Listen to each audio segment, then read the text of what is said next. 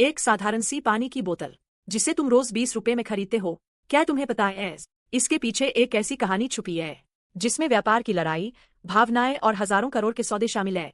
सोचो, अगर कल से बिस्लेरी गायब हो जाए, तुम क्या करोगे? क्या सिर्फ ब्रांड बदल लोगे या तुम्हें भरोसे की समस्या होगी? और सबसे बड़ा सवाल, एक पानी की बोतल इतनी ताकतवर कैसे बन गई? भारत में पानी मुफ्त है, नदियों में है, बारिश में है, जमीन के नीचे है, फिर भी हम 20 रुपए देकर पानी क्यों खरीदते हैं? क्या हम पानी खरीद रहे हैं या भरोसा खरीद रहे हैं? सोचो, जब तुम यात्रा करते हो, ट्रेन में, बस में, तुम कौन सी बोतल उठाते हो? स्थानीय ब्रांड या बिस्लेरी? और अगर बिस्लेरी नहीं मिले तो क्या तुम थोड़ा हिचकिचाते नहीं? यही समस्या है, पानी सबका है पर भरोसा सबका नहीं। यह कहानी भारत से शुरू नहीं होती, यह कहानी शुरू होती है इटली से।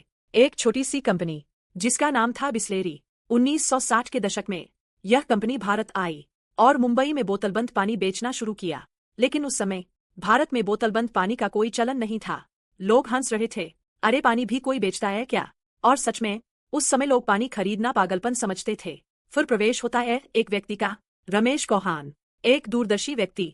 उन्होंने बिस्लेरी को खरीदा और भारत में एक क्रांति शुरू की। सोचो, तुम एक ऐसा उत्पाद बेच रहे हो जिसकी लोगों को जरूरत ही महसूस नहीं होती।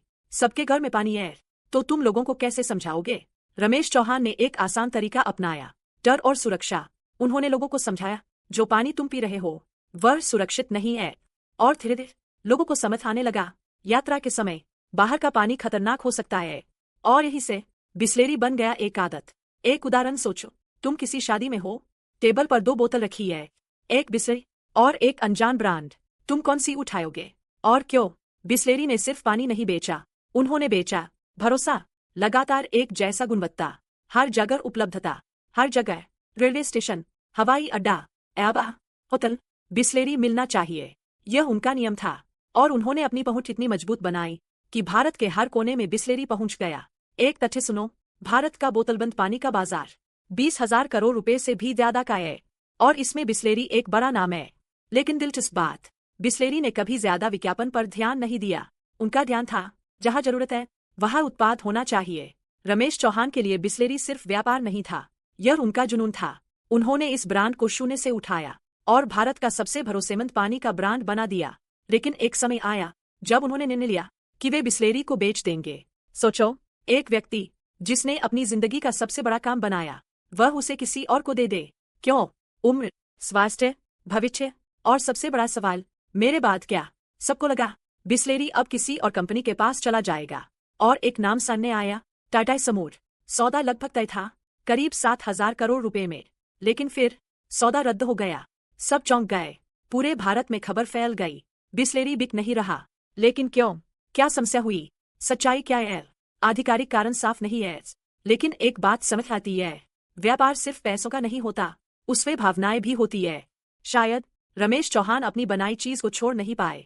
अब इस कहानी को 3 नजरियों से देखो। पहला, ग्राहक का नजरिया, तुम्हारे लिए बिस्लेरी क्या है? एक साधारण बोतल या एक भरोसा? दूसरा, व्यापार का नजरिया, एक ऐसा उत्पाद जिसका कच्चा माल मुफ्त है और फिर भी यह अरबों का व्यापार बन गया। तीसरा, निर्माता का नजरिया, एक ब्रांड जो तुमने बनाया, क्या तुम उसे बेच पाओगे? सच बताओ, अगर यह तुम्हारी जिंदगी का सबसे बड़ा काम हो तो क्या तुम उसे किसी और को दे दोगे? सच्चाई क्या है? पानी अब व्यापार बन चुका है और भविष्य में साफ पानी और भी महंगा होगा। एक रिपोर्ट के अनुसार भारत में साफ पीने का पानी एक बड़ी समस्या। बिस्लेरी सही समय पर भारत आया और आदत बन गया। भावनाएं पैसों से बड़ी होती है। कभी कभी 7,000 करोड़ रुपए भी छोना लगता है जब बात दिल की हो। अगली बार जब तुम बिस्लेरी की बोतल खरीदो तो सिर्फ पानी मत देखो, उसके पीछे की कहानी देखो। एक सोच, एक संघर्ष, एक भावना और खुद से एक सवाल पूछो, मैं क्या ऐसा बना रहा हूँ जिसे मैं कभी बेचना नहीं चाहूंगा? क्योंकि असली सफलता सिर्फ पैसा नहीं होती, वह होती है जब तुम्हारी बनाई चीज तुम्हारी पहचान बन जाए।